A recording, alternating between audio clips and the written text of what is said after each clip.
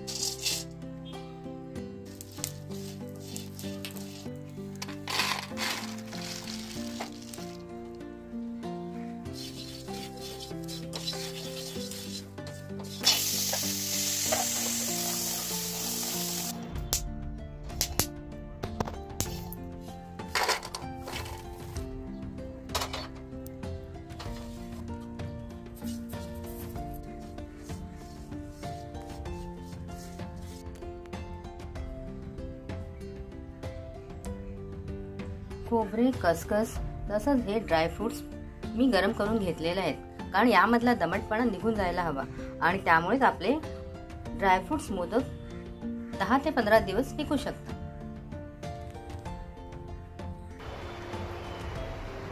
कढईमध्ये तूप गरम करून घेणे,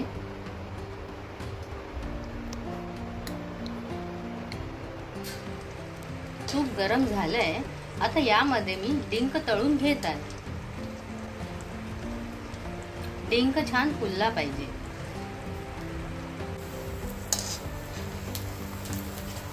अशा प्रकारे सगळा डिंक तळून घ्यावा।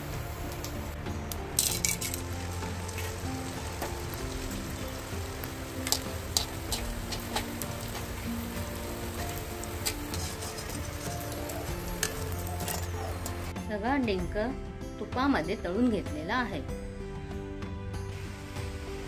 बदाम, काजू, अक्रोड, पिस्ता हे मी बारीक करून घेतलेला आहे। कलिंगड आणि भोपळ्याच्या बिया मी बारीक करून घेतलेल्या आहेत आणि थोड्या ह्या अख्ख्या ठेवलेल्या आहेत।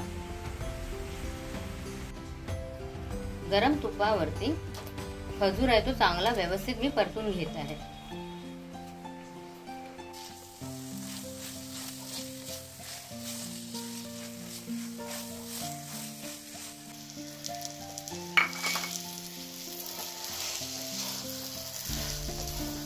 खजुरामध्ये मनुका आपण घालून घेतलेले आहेत।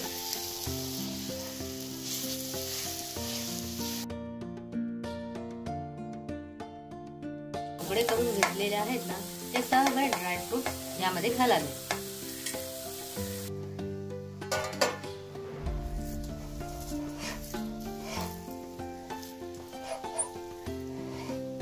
आणि चांगले एकजीव करून घ्यायचं। हे सर्व मिश्रण मी आता परातीमध्ये काढून घेत आहे। यामध्ये आपल्याला खोबरं आणि डिंक पण मिक्स करायचं आहे।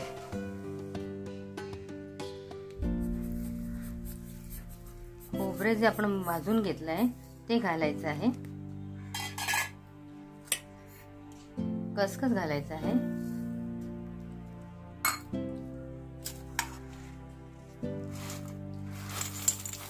आणि आता डिंक आपण घालणार आहोत आणि हे सगळं मिश्रण एकत्र एकजीव करायचं आहे।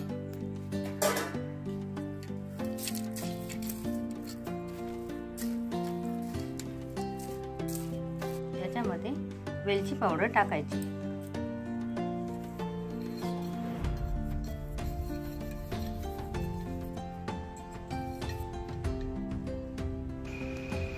सर्व सारण मी एकजीव करून घेतलेला आहे। मोदक पट्टीला तूप लावून घ्यावे। या मोदक पट्टीमध्ये आपण 4 मोदक करू शकतो। मी असं हे तूप लावून घेतलेलं आहे।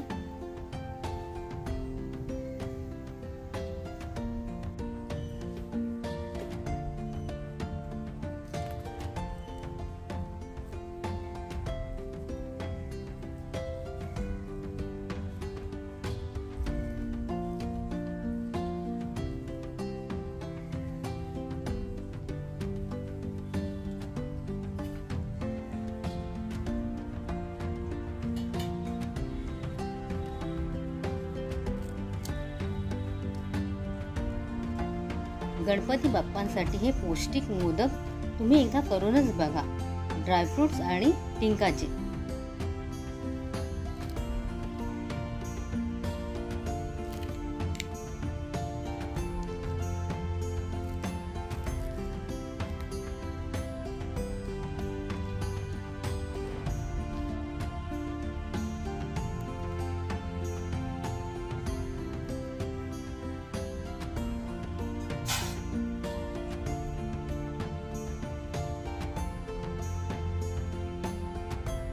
डिंक आणि ड्रायफ्रुट्सचे मोदक तयार झालेले आहेत. आपणही ते करून पाहावे आणि माझ्या जय मल्हार रेसिपीज चॅनेलला लाईक करावे, शेअर करावे आणि सबस्क्राईब करावे.